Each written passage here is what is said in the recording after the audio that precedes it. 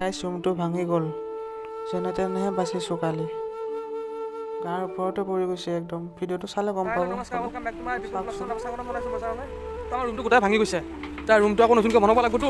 কিবা কৰিহে বাচিছোঁ কালি। মোৰ জেগা কি হৈ গৈছে নহয়, দেখা পালি একদম চাপ্তা হৈ যাব লাগে, এনেকুৱা অৱস্থা হৈ গৈছে। বহুত বস্তু হৈ আছে মোৰ কালি। এতিয়া আমাৰ চুমনে কাম কৰি আছে এইফালে। হাই হেল্ল', কি কবি লাগি আছা? হেল্ল' গাইছ, বৰ্তমান এতিয়া আমি ৰুমটো ভাল কৰি আছোঁ। বৰ্তমান বহুত ভাঙিছে তাৰমানে, কি কৰিম আৰু গাৰ ওপৰতে পৰিছে ভাঙি কিনে। আমাৰ অৱস্থা বেয়া হৈ গৈছে কালি ৰাতি। তাৰমানে কি ক'ম আৰু, মৰাৰ পৰা বাচা বুলি কয়, মৰাৰ পৰা বাচিছোঁ কালি, মৃত্যুৰ পৰা বাচি গৈছোঁ। ৰাতি অলপমান ভিডিঅ' কৰিছোঁ ক্লিপটো, হ'লেও দেখাই দিম আৰু চাব কেনেকুৱা পাইছে।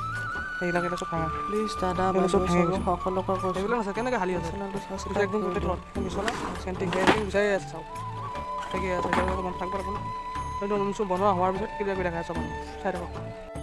ঘৰৰ আধা প্ৰায় ভাঙা হৈ গ'ল, টিং চিং পৰা চাব পৰা আপোনালোকে এইবিলাক